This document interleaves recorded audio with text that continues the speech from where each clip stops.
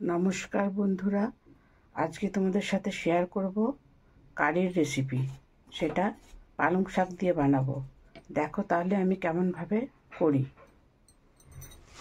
এখানে বেসন আছে 1.5 কাপ, আর এখানে আমি পালং শাক নিয়ে নিলাম।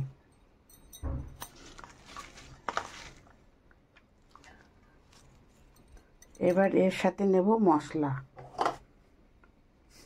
এখানে আছে লবণ, লঙ্কা গুঁড়ো, আজওয়ান আর হলুদ, সবগুলো দিয়ে দিলাম। দিয়ে এই বড়ার ব্যাটারটা মেখে নেব। এবার আমি বড়ার ব্যাটারটাকে ভালো করে আরেকটু মেখে নেব, দিয়ে তারপর বড়া ভাজবো।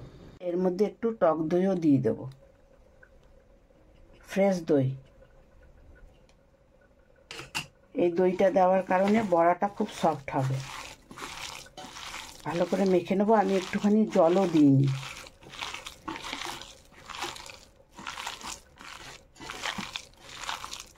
শাকের মধ্যে যেটুকুন একটু জল ছিল সে তাতেই হয়ে গেছে, আর এর মধ্যে একটুখানি দই দিলাম, তাতেই হয়ে গেছে। আমি এটা 10 মিনিট রেখে দেবো, তারপরে ভেজে নেব। বন্ধুরা, আমি কড়াইটা বসিয়ে গরম হয়ে গেছে। এবার আমি সাদা তেল দেব বড়াটা ভাজার জন্য।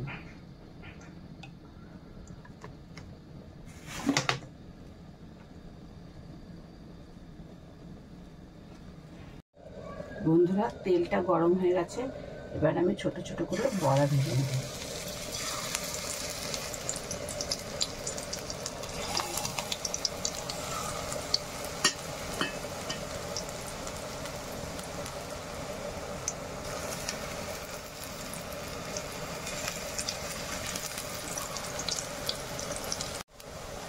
বন্ধুরা, এরকম করে আমি দিয়ে দিয়েছি। 2 সেকেন্ডের পরে এটা উঠিয়ে দেবো। বন্ধুরা, এবার বড়াগুলোকে আস্তে আস্তে করে উঠিয়ে দেবো।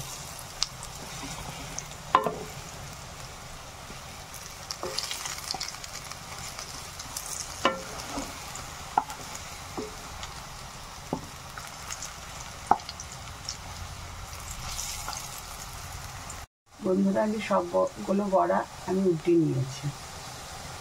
আস্তে আস্তে করে ভেজে নেব সবগুলো বড়া।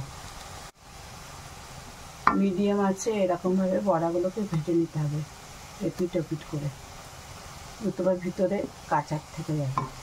যদি বেশি আঁচে দেওয়া হয় তাহলে বড়াগুলো পোড়া লেগে যাবে। এরকম করে আস্তে আস্তে করে ভেজে নিতে হবে অল্প আছে। বড়াগুলো হয়ে গেছে। এবার আমি বড়াগুলো উঠিয়ে নেব এক এক করে। বন্ধুরা, বড়াগুলো ভাজা হয়ে গেছে। এবার আমি কারিটা বানাবার জন্য সব ব্যবস্থা করছি। বড়ার যে আরও ব্যাটারটা ছিল সেইটা আবার দিয়ে দিলাম। আগেকার মতনই ভেজে উঠাবো। বন্ধুরা, ওই বড়া মাখার ওই বাটিটার মধ্যে আমি দই নিয়ে নিয়েছি, আর এখানে লবণ, লঙ্কা, বেসন 3 চামচ, আর ধনিয়া গুঁড়ো আর হলুদ এর মধ্যে মিলিয়ে নেব।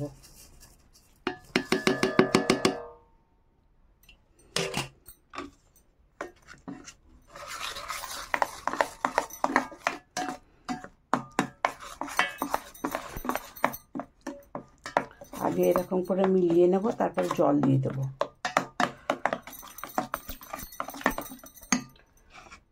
এবার এর মধ্যে জল দিয়ে দিলাম।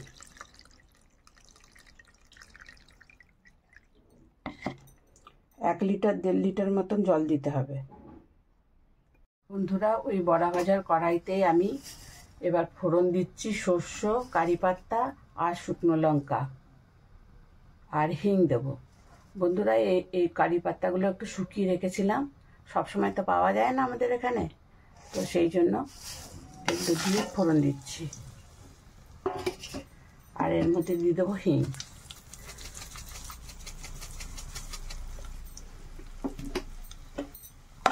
দিয়ে একটু নেড়ে দেবো।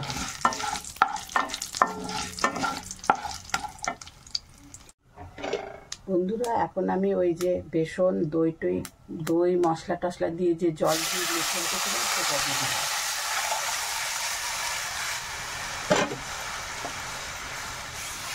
এর মধ্যে আর একটু জল দিতে হবে, আর এটা অনবরত একটু নাড়তে হবে যতক্ষণ না উতাল আসছে, নতুবা নিচে লেগে যাবে। এটা দই আছে, নিচে লেগে যাবে। এটা নাড়তে হবে অনবরত যতক্ষণ না উতাল আসবে। আর এখন আঁচটা বাড়িয়ে দিলেও চলবে, পরে কমিয়ে দিতে হবে, পরে ধিমি আঁচে করতে হবে আধা ঘন্টার মতন।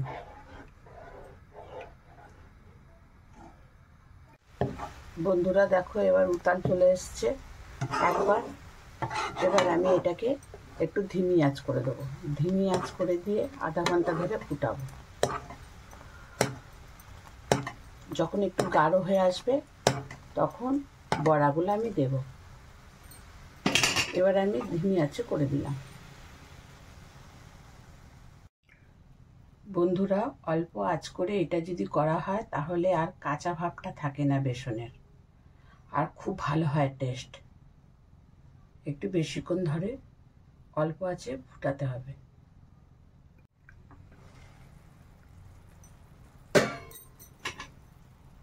বন্ধুরা, আমি এবার একটু দেখি কীরকম হয়েছে। আর একটু হবে। বন্ধুরা, তোমরা এটা পেঁয়াজ আর রসুন দিয়েও করতে পারো। যেমন আমি প্রথমে সম্বাদ দিয়েছি শস্য ওইসব দিয়ে, তারপরে তোমরা একটু ভেজে নেবে, তারপরে রসুন আর পেঁয়াজ দিয়ে তোমরা এটাকে ভালো মতন করে ভেজে আমার এই রকমভাবে করতে পারো। আর গরমের দিনে তো খুবই ভালো লাগে। ঠিক আছে, তোমরা ওই রকমভাবে করবে, দেখবে। আর এইরকমভাবেও করে দেখবে কেমন লাগে। এটা আমি নিরামিষভাবে করি।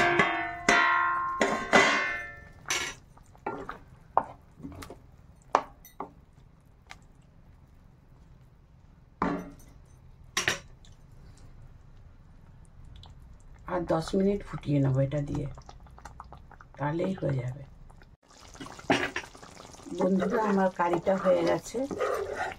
এই রকম একটুভাবে করে নিতে হবে, একটু যেন ঘন ঘন থাকে, তাহলে ভাল লাগবে। আর তোমাদের এই কারির রেসিপিটা যদি ভালো লেগে থাকে তাহলে তোমরা লাইক করবে, শেয়ার করবে, সাবস্ক্রাইব করে দিও। এগুলো করতে অনেক কষ্ট হয় বন্ধুরা, তোমরা একটু বোঝার চেষ্টা করে একটু কষ্ট করে একটু সাবস্ক্রাইব করে দিও।